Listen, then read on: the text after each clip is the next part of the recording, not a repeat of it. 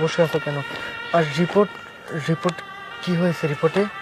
রিপোর্টে ডাক্তার দিছে, বলছে তোমার পা ঠিক হবে না নয়ন। কি কি বলতেছো তুমি? আমার পা ঠিক হবে না মানে? তাহলে কি আমি কোনোদিন আর হাঁটতে পারবো না, আগের মতো আর দাঁড়াতে পারবো না? হ্যাঁ, দাঁড়াতে হয়তো পারবে, কিন্তু তার জন্য উন্নত চিকিৎসা করার জন্য বিদেশে যেতে হবে, আর তার জন্য 1,00,000 টাকার প্রয়োজন। কিন্তু এত টাকা আমি কোত্থেকে পাবো? এখনকার বলতেছো? সময় 1,00,000 টাকা মানে তো আমার কাছে 1 কোটি টাকার সমান। আমার চাকরি বাকরিও নেই, আমি তোমার চিকিৎসা করাবো কি দিয়ে বলো?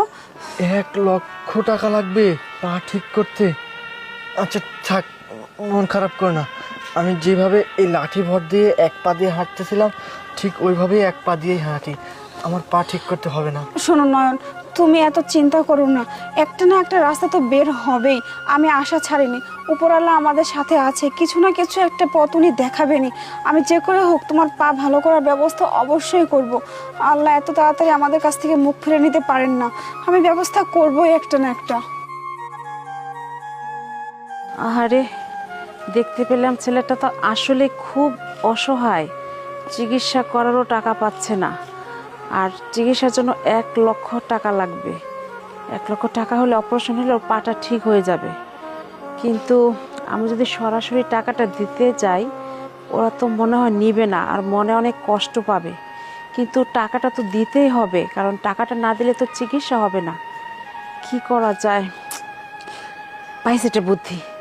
আমার তো নাতি আছে, আমি নাতিকে ডেকে ওকে ভালো মতো বুঝিয়ে টাকাটা কিভাবে দিতে হবে ওকে বুঝিয়ে দিব, ওই টাকাটা দিতে পারবে। যাই হোক, আমার নাতিকে তাহলে বুদ্ধিটা দিয়ে দিই আমি, আর টাকাটা এভাবে দিই ওকে। এইবার বুঝতে পারছো? তার মানে ওই ছোট বাচ্চাটাই কোনোভাবে আমার কাছে টাকাটা পৌঁছে দেওয়ার ব্যবস্থা করছে, আমাদেরকে সাহায্য করছে। দেখছো নয়ন, আমি তোমাকে বলছি না যে উপরওয়ালার সাথে আছে, আমাদেরকে এত তাড়াতাড়ি নিরাশ করবেন না উনি। উনি যে কোনো না ভাবে আমাদেরকে টাকার ব্যবস্থা ঠিকই করে দিছে। আচ্ছা শোনো, আমার পা ঠিক হয়ে গেলে আমি ইনকাম করে ওনার টাকাটা ওনাকে আবার ফেরত দিয়ে আসবো। কারণ ওনাকে যদি আমরা টাকাটা ফেরত দিই, উনি আবার ওই টাকা দিয়ে কাউকে না কাউকে আবার সাহায্য করতে পারবে।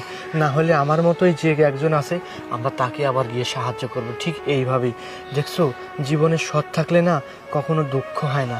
হয়তোবা সাময়িক কিছু কষ্ট দিয়ে উপরওয়ালা আমাদেরকে পরীক্ষা করে, কিন্তু সেই কষ্টের সময় উপরওয়ালাকে কখনো ভুলে যেতে হয় না। শেষে ওনাকে বেশি বেশি স্মরণ করতে হয়, কারণ মানুষকে কষ্ট উপরওয়ালাই দেয়, আবার সুখ উপরওয়ালাই দেয়। বুঝতে পারছো?